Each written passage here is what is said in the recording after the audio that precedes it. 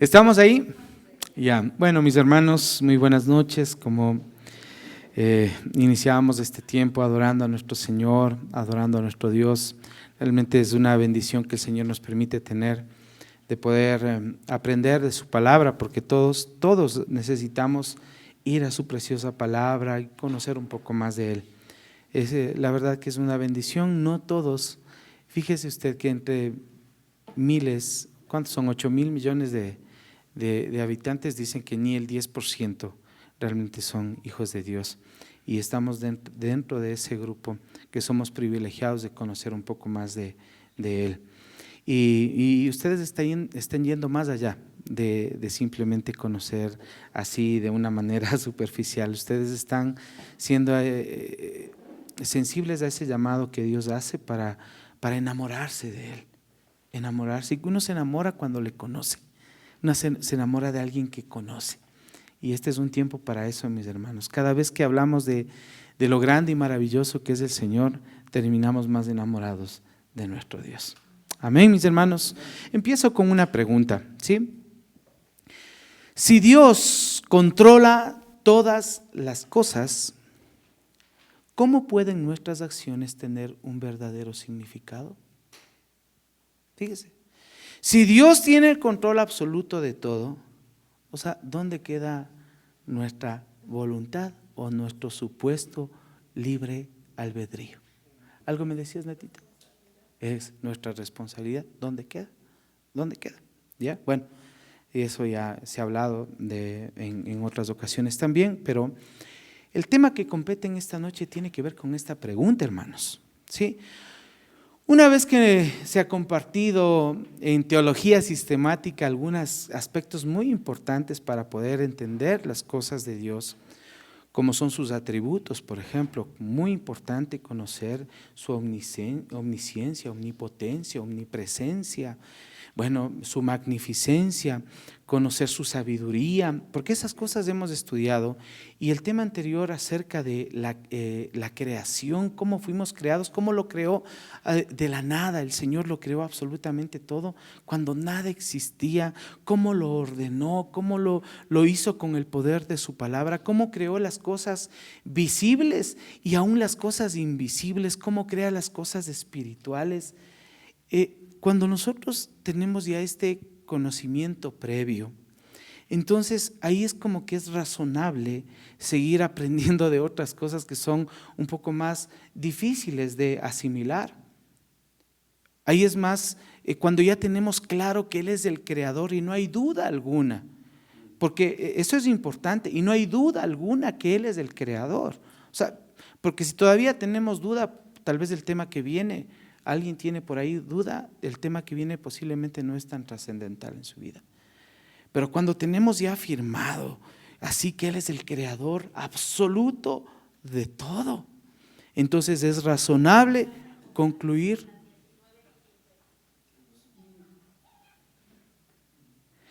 Es necesario ahí, razonable concluir que Él, a esa creación, Él la preserva, Él la gobierna, y esto se llama providencia de Dios. Ese es el tema que vamos a empezar a revisar en estas semanas. La providencia de Dios. ¿Qué significa providencia de Dios?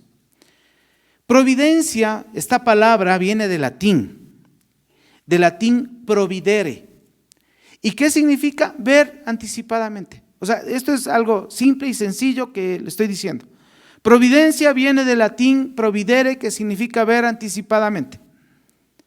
Ahora esto está como muy simple para entender lo que implica la providencia de Dios. Este vocablo, providere, no solo tiene el sentido de que Dios conoce previamente todas las cosas, porque nos quedaríamos simplemente en su omnisciencia, que también ya hemos revisado. Pero esto es la providencia de Dios. Esto quiere decir, hermanos, que Él conoce previamente todas las cosas, pero también Él provee para todas esas cosas. Él prepara absolutamente todo lo necesario para que se den las cosas. Él planea absolutamente lo que se necesita. y arregla bajo su conocimiento previo. Todo. Mire, en otras palabras, providencia significa no solo que Él tiene una visión anticipada de las cosas, sino que Él provisiona, Él supervisa, Él cuida y Él gobierna absolutamente todo. Providencia de Dios. Este término, esta palabra providencia no es literalmente bíblica. Hay algunas palabras que no son bíblicas, pero son una realidad, como Trinidad, por ejemplo. Trinidad no encontramos en la Biblia, pero es una verdad que también ya la hemos revisado en estos estudios de teología sistemática. De la misma forma, providencia no está literalmente, pero es una palabra que se ha usado tradicionalmente para denotar esa relación que tiene Dios con su creación, para poder resaltar la forma en que actúa Dios con respecto a su creación, incluyéndonos a nosotros, ¿no?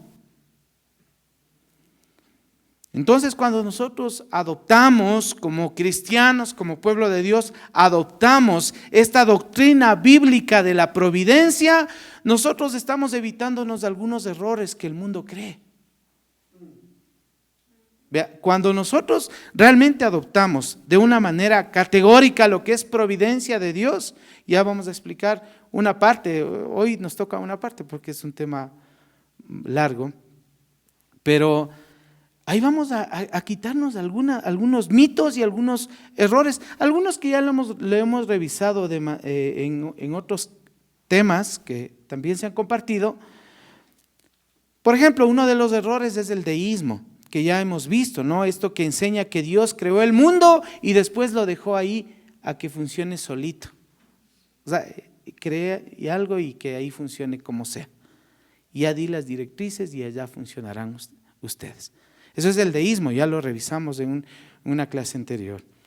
Y cuando nosotros aceptamos la providencia, que Él realmente lo gobierna todo, lo provee todo, esta providencia de Dios, realmente el deísmo no tendría ni siquiera que pasar por nuestra mente como verdaderos cristianos.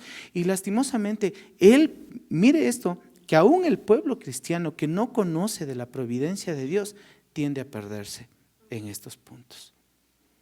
De ahí lo necesario, lo importante de que el pueblo escudriñe la palabra, de que el pueblo estudie acerca de las cosas del Señor y no simplemente se quede en una lectura bonita que habló a mi corazón y ya, y nada más alzo las manos y que hay de lo que yo tengo que conocer verdaderamente de Dios. Otro error es el panteísmo, que cuando no se tiene clara la doctrina de la providencia podemos caer. El panteísmo, usted recuerda esta enseñanza de que Dios está en todo y es todo, ¿no es cierto? Y entonces ve a Dios en todo lado, ¿no es cierto? La montaña es Dios, el sol es Dios, la tierra es Dios, el micrófono es Dios, o sea, y yo soy Dios. Y Dios, y determina inclusive que Dios es parte de esta creación. Y esto, como hemos visto, no funciona así. ¿Ah? Cuando uno conoce de la providencia de Dios, eso queda de lado. Queda de lado. No puede existir confusión con este tema, con el panteísmo cuando se conoce la providencia de Dios. Otro error que también se quita de nuestra mente cuando conocemos de la providencia de Dios es creer que Dios es parte de esta creación. Eso habíamos hablado. Dios no es parte, Dios sustenta esta creación, Dios sostiene esta creación, pero Él es aparte de esta creación. Él es aparte. Él no es un ser creado, Él ha existido siempre. Entonces ese error sale de nuestra mente. Y otra cosa que es bastante común, aún en el cristianismo, mire este error, creer que las cosas se dan por el azar o por la suerte. Y aún escuchamos este tipo de cosas, este tipo de frases en un cristiano diciendo, no, es que así ha sido el destino, ¿no es cierto? Es que la suerte, tengo mala suerte. No, es que así me ha tocado, pues, y así se ha dado por el azar. Y no, o sea, definitivamente cuando conocemos de la providencia de Dios, esos conceptos quedan de lado, y estos errores, y estos son 4 que le digo, pero hay cantidad de cosas que se van quitando de nuestra mente cuando conocemos acerca de la providencia de Dios. Ahora, con esto que le estoy diciendo, nosotros podemos definir a la providencia de Dios como lo siguiente. Escuche esto. Dios interviene continuamente en todas las cosas creadas de tal manera que Él, lo primero, mire, Dios interviene en todas las cosas creadas de tal manera que Él las mantiene existiendo y conservando con sus propiedades, así como Él las creó. Esto se llama preservación. Entonces, aquí nace otro concepto, que es la preservación providencial de Dios. Mire. Otro punto que podríamos definir cuando ya con lo que hemos visto, con lo que le he compartido, la providencia de Dios entonces es cuando Dios interviene continuamente en todas las cosas creadas, de tal manera, lo segundo, que Él coopera con las cosas creadas en toda acción que se dé y dirige las propiedades que las distinguen para ser lo que son y que hagan lo que tienen que hacer. Mire, ya no solo las mantiene existiendo, sino que las hace que hagan, que obren, que accionen. Eso se llama concurrencia providencial. Es que estos son subtemas de la providencia de Dios. Cuando se estudia providencia de Dios hay que estudiar estos puntos. Preservación, concurrencia. Y otro punto importante es que el Señor dirige todas las cosas para que cumplan el propósito para lo que fueron creadas. Esto se llama gobierno. Gobierno providencial, no provincial, providencial. ¿No es cierto? No. Providencial. Entonces, bajo esta categoría general, y recuerdo que hace un tiempo atrás le decíamos que se utiliza alguna estructura en la teología sistemática. Mire qué importante es que sea sistemático para poder entender esto, porque si no hablábamos de que es Dios creador, ¿cómo nos metemos en este campo? Si no hemos visto los atributos de Dios, ¿cómo entenderíamos todo esto? Y si no hablamos en estos subtemas que son la preservación, la concurrencia y el gobierno, entonces capaz que quedan algunos puntos sueltos con respecto a la providencia de Dios. Entonces, bajo esta visión general de la providencia de Dios hay estos 3 subtemas, ¿sí? Vamos a hablar entonces de preservación, de concurrencia y de gobierno. Vamos a tratar de explicar de manera separada estos puntos. Ahora, quiero hacer una aclaración que es importante. Como pueblo de Dios nosotros debemos saber esto, porque el tema de la providencia es una doctrina, y en estos días estuve investigando, hoy revisé unos 2 escritos más, que es impresionante cómo ha sido un conflicto desde la primera iglesia en realidad. Sobre este tema. ¿Por qué? Es con la pregunta que iniciamos. O sea, si Dios tiene control de todo, entonces ¿dónde queda mi voluntad? Claro, si no sabemos que Dios es soberano, vamos a tener esas dudas. Si no sabemos que Dios es omnisciente, omnipotente, omnipresente, entonces vamos a tener ese tipo de dudas. Si no sabemos qué implica la providencia de Dios, vamos a tener esas dudas. Ahora, ¿qué es lo que quiero aclarar antes de empezar a desmenuzar el primer punto?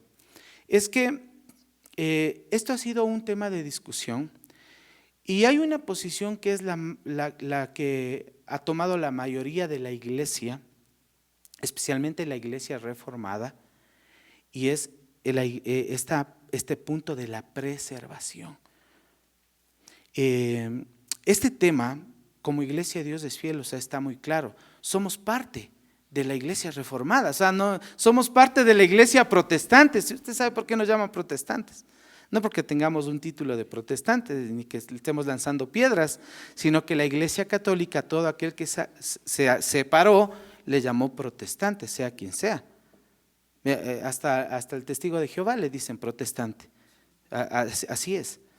Y nosotros somos parte de esa iglesia reformada, porque obviamente estamos muy de acuerdo con los reformadores, con Calvino, con Lutero y muchos otros que fueron parte de la reforma y que han hecho que la iglesia cristiana sea la que hoy tenemos. Lastimosamente hoy existen unos movimientos medios extraños que a la iglesia reformada le han deformado. Algunos dicen la iglesia deformada ya. Ajá, ya la iglesia deformada le están llamando. Porque hay cosas, valores y principios que los han trastornado por completo. Y una cosa muy importante, hermanos, es que usted sepa que la iglesia de Dios es fiel, es parte de esta iglesia reformada. Claro, es que sigue los principios bíblicos. No nos vamos a estar inventando nada. Hay cosas que han sido determinadas desde siglos atrás, hermanos amados. Y esto es, ahí está. En ese camino nos hemos metido. No es que tenemos nuevas revelaciones, porque por ahí alguien puede decir, no, es que a mí el Señor me dijo algo el día de ayer y aquí esto no es así, esto es de la siguiente forma y aquí todos tienen que traer $1,000. Si no, no pueden estar en el estudio. Cosas así medias extrañas que se vuelven parte de una doctrina de la iglesia. Terrible. Que el Señor nos ayude y nos guíe siempre a mantenernos en los principios que son bíblicos. Vamos con lo primero, ¿ya? Tenemos claro, vamos a hablar acerca de la preservación providencial. Preservación providencial. O sea, ¿qué quiere decir esto, hermanos? Que Dios hace que todas las cosas creadas sigan existiendo y manteniendo las propiedades con que se las creó. Mire, una vez más, Dios hace que todas las cosas creadas sigan existiendo y manteniendo las propiedades con las que fueron creadas. ¿Y quién es el actor principal en todo esto? Obviamente es Dios, pero en la persona de nuestro Señor Jesucristo. Vamos a la carta a los Hebreos, hermanos, ¿sí? Vamos a la Biblia, Hebreos capítulo 1, versículo 3. Aquí se nos dice que el Señor Jesucristo es aquel que sostiene todas las cosas con su palabra poderosa. Eso es una versión, pero la Reina Valera del 60 dice de la siguiente forma. Dice, el cual, siendo el resplandor de su gloria y la imagen misma de su sustancia, y quien sustenta, diga conmigo sustenta, esta palabra tiene que interiorizarse, y quien sustenta todas las cosas con la palabra de su poder. Está hablando del Señor Jesucristo. Mire, imagen misma de su sustancia, y quien sustenta todas las cosas. La otra versión y en otras versiones dice sostiene. Pero usted sabe que estas palabras se han sido usadas para que nosotros podamos entender un poco más. Pero la palabra griega ahí que sostiene, sostiene o sustento, según la versión, la palabra original griega es fero, que quiere decir llevar, que quiere decir cargar, llevar y cargar. Y esta palabra la podemos encontrar en muchísimos pasajes, especialmente en el Nuevo Testamento. También está en el Antiguo Testamento, pero en el Nuevo Testamento encontramos en cantidades industriales, hermanos. Yo no le voy a decir todo, pero le voy a dar algunos ejemplos, ¿sí? Por ejemplo, en Lucas capítulo 5, versículo 18, ahí se puede ver cómo hay unas personas que llevan a un paralítico ante el Señor Jesucristo. Y esa palabra llevar tiene que ver con la palabra fero. Lucas 5:18 dice, y sucedió que unos hombres que traían en un lecho a un hombre que estaba paralítico, procuraban llevarle adentro y ponerle delante de él. Este llevar que se utiliza aquí es la palabra fero. ¿Qué implica esto? Que hay una acción de cargar y de llevar. Entonces, y en Hebreos, o sea, es esa misma palabra, es esa misma acción cuando dice sostiene, sustenta todas las cosas con la palabra de su poder. O sea que no simplemente está por ahí suspendido en el aire, sino que hay una acción de llevar y de cargar, de que las cosas se den, de que las cosas se hagan. En otro pasaje que se puede ver esta palabra fero es ahí en las bodas de Canaán. Juan capítulo 2 versículo 8, que dice lo siguiente: entonces les dijo, sacad ahora y llevadlo al maestresala, y se lo llevaron cuando tenían que llevar el vino. Mire, dice, sacad ahora y llevadlo. ¿Cómo era? No era con la mente. No, tenían que cargar y tenían que llevar, tenían que cumplir con la acción. Lo mismo pasa cuando Pablo pide que le traigan el capote y los libros. Ahí en la segunda carta a Timoteo también pueden revisar esto. Segunda carta a Timoteo, capítulo 4, versículo 13, dice lo siguiente: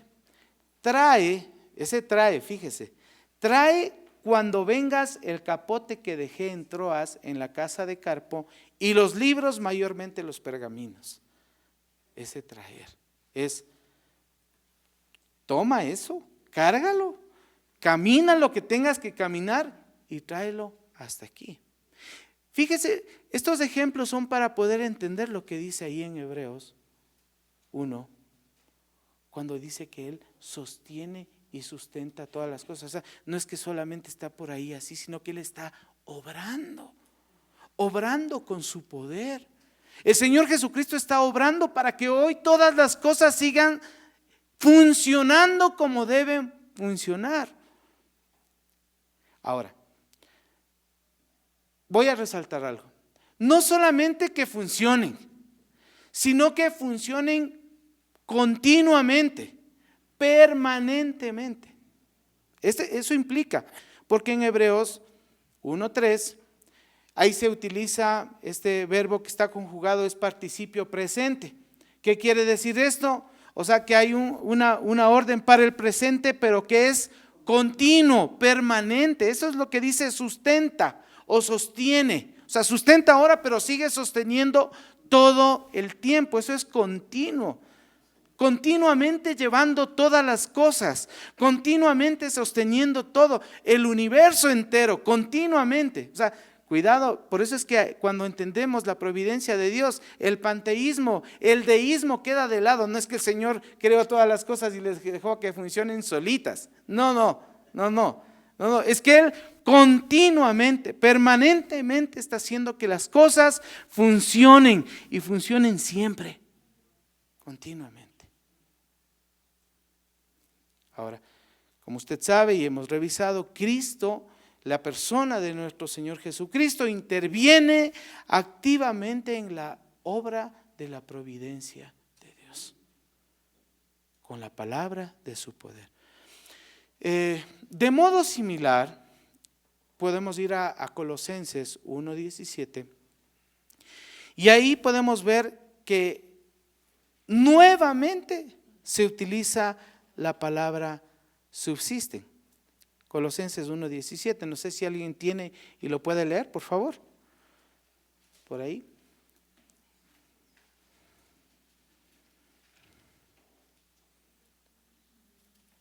Y Él es antes De todas las cosas y todas las cosas en Él subsisten. Gracias, Jimenita. En Él subsisten. Este subsisten es el mismo término, hermanos. En el Señor Jesucristo, obviamente. En Él subsisten, es continuo, es permanente. Y claro, aquí está la frase todas las cosas. ¿A qué se refiere todas las cosas? No es a todas las cosas de tu casa, a todas las cosas únicamente de tu vida. No, es a todas las cosas que existen en el universo. O sea, es que es algo tan grande que nuestra mente no alcanza a comprender, no alcanza a medir eso. Nosotros nos podemos imaginar y quedar así ahorita con la boca abierta y llegar a un límite, Ya, pero porque estamos estudiando esto. Hay personas que no son conscientes de esto, hermanos. Él sostiene absolutamente todo y lo hace permanentemente, lo hace continuamente. Ahora, todos estos versículos nos dan la idea muy clara, hermanos, de que si el Señor Jesucristo cesara su actividad de sostener como está aquí, ¿sabe qué? Todo dejaría de existir, a excepción del Dios Trino, ¿no? Padre, Hijo, Espíritu Santo, que no son parte de esta creación. Pero toda esta creación, el momento en que el Señor Jesucristo dejara de hacer lo que Él está haciendo todo el tiempo, dejaría de existir por completo. Ya no existiría más. Ahora, es bueno pensar esto de manera general y de manera grande. Ahora vamos a lo individual. Porque ahí hay algo que creo que a nosotros nos debería mover todos los días. Y usted se va a dar cuenta que cuando iniciamos tal vez una reunión y suelo yo decirle gracias al Señor porque tú eres aquel que nos has dado la vida y nos has encaminado a este lugar. Es que tiene un sentido porque es providencia de Dios. Mire, un aspecto de la preservación providencial de Dios es el hecho de que Él continúa dándonos aliento de vida. Aliento de vida. Esto ya más personal. Él es el que nos da el aliento de vida. En el apóstol Pablo, ahí en el libro de los Hechos, capítulo 17, versículo 28, ¿sí? Versículo 28, ahí nos habla de que en Él vivimos, nos movemos y existimos, en Él. O sea, eso es vida, hermanos. Vamos a leer Hechos 17, 28. Dice, porque en Él vivimos y nos movemos y somos. Fíjese todo esto que está diciendo, no, es doctrina, hermanos. No, tal vez si leemos así nada más, así como a simple vista, qué bonito juego de palabras, qué verbo que tenía. No, esto es que es doctrina, la doctrina que él tenía. Y entonces dice, porque en Él vivimos y nos movemos y somos, como algunos de vuestros propios poetas también han dicho, porque el linaje suyo somos. En Él vivimos y nos movemos y somos. Él nos da, este aspecto es muy importante, hermanos, de reconocerlo. Providencia de Dios, de esta preservación providencial de Dios, quiere decir que el Señor nos está dando la vida, nos está dando el aliento de vida. Cada vez que tú abres tus ojos en la mañana, te despiertas, es que si nosotros nos ponemos a pensar en todo esto, o sea, lo primero que podríamos hacer es, Señor, gracias. Señor, gracias porque me permites abrir mis ojos. Gracias, Señor, porque nos has permitido todo en este día para llegar a este lugar y poder aprender de ti. Providencia, preservación providencial de Dios. Ahora, tal vez dicen, no, pero es que eso ya en el Nuevo Testamento, es porque tenían conocimiento de eso, pero ¿qué pasa con los del Antiguo Testamento? Ellos también tenían claridad, hermanos. O sea, aquel que es un hijo de Dios tiene claridad de esto. Él nos da la vida. Él nos sostiene la vida. Lo decía David en los Salmos, pero hay una porción que está en Nehemías, capítulo 9, versículo 6, y son palabras de Esdras, pero está en Nehemías, ¿no? Nehemías 9, 6, y Esdras dice lo siguiente, ¿sí? Dice, tú solo eres Jehová. Tú hiciste los cielos y los cielos de los cielos con todo su ejército, la tierra y todo lo que está en ella, los mares y todo lo que hay en ellos. Y luego dice, y tú vivificas, diga conmigo eso, vivificas todas estas cosas y los ejércitos de los cielos te adoran. Vivificas, o sea, fíjese aquí el énfasis que le estoy haciendo es, Él da la vida. Eso quiere decir que Él vivifica. Él da la vida. Todo lo que existe, todo lo creado, todo lo que hay, nuestra propia vida, como vimos hace un momento, Él nos da el aliento de vida. Y en el Antiguo Testamento podemos ver en el libro de Job también, que se utiliza este término, Eliú. Sí, este hombre en su sabiduría dice de Dios ahí en el libro de Job, en Job 34, versículo 14 y 15. Fíjese lo que dice aquí, es en tener una claridad de que Dios nos sostiene completamente. No es del azar, no es del virus, no es de, no sé, porque puedo pensar que me quita la vida simplemente el virus o una enfermedad por ahí. Pero no, mire, aquí en Job 34, 14, 15 dice: si Él pusiese sobre el hombre su corazón y recogiese así su espíritu y su aliento, toda carne perecería juntamente y el hombre volvería al polvo. Y el hombre volvería al polvo. Y hay un refuerzo de este versículo que está en el Salmo 104, versículo 29, que dice: escondes tu rostro, se turban, les quitas el hálito, dejan de ser y vuelven al polvo. Es que así es. O sea, hay claridad. 104, 29. O sea, si el Señor quita ese hálito de vida, ese aliento de vida, o sea, simplemente volvemos al polvo, dejamos de ser.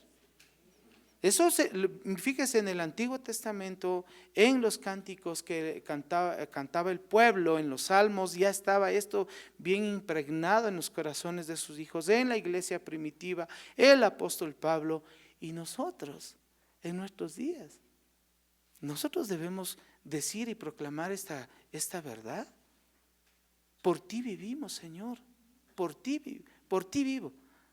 No es que lo que pasa es que mis átomos, no sé, mis neuronas se renovaron en el sueño y todo, y por eso me desperté. No. O sea, Dios tiene control de todo. Y por quien vives es por el Señor. Dios, entonces, preserva todas las cosas que Él ha hecho. Ahora, hay otro aspecto muy importante, y es que, claro, el Señor preserva providencialmente todas las cosas que Él ha hecho, pero también hace que mantengan las propiedades que tienen estas cosas, con las que fueron creadas. Por ejemplo, Dios preserva el agua de tal manera que continúa siendo agua hasta hoy. Dios preserva la hierba, se puede ver desde el principio, preserva la hierba para que siga siendo hierba hasta nuestros días.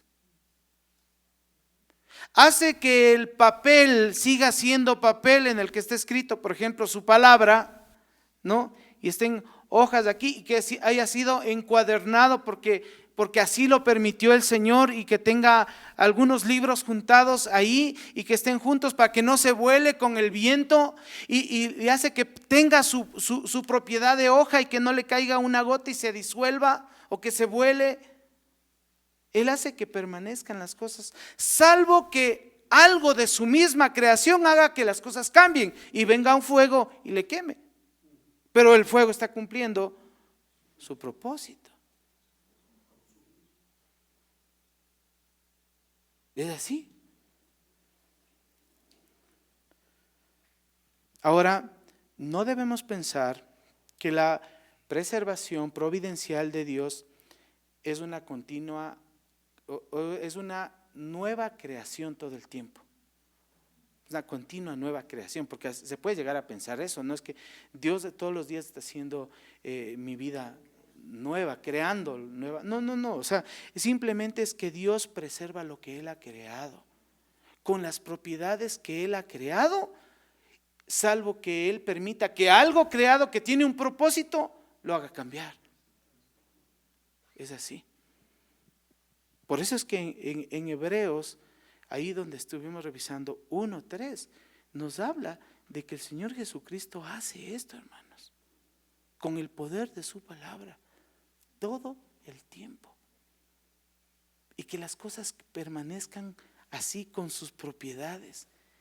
El agua sigue siendo agua. El fuego sigue siendo fuego. Ahora, ya para ir terminando, también debemos nosotros tomar en cuenta que con esta preservación providencial de Dios, nosotros llegamos a apreciar que las cosas son reales y que sus características son reales, o sea, no son una imaginación. ¿Qué le quiero decir con esto? Es que, por ejemplo, una roca, sí que es dura, pero sigue siendo dura porque es roca. Y yo no me imagino simplemente que es dura. Porque si yo me pego con la roca en la cabeza y me golpeo y me causa dolor, es real porque es dura y porque es roca. Y sigue siendo roca porque Dios la preserva así como roca. Salvo que haya alguna otra cosa que lo haga cambiar, que así mismo cumpla su función. No sé, dijo una erupción volcánica, no sé, y que pueda hacer que cambie esa situación. Pero nos hace ver que las cosas son reales, no son simplemente imaginación. Hoy existen corrientes terribles, ¿no? Con respecto a que hoy nosotros vivimos en la Matrix, ¿no?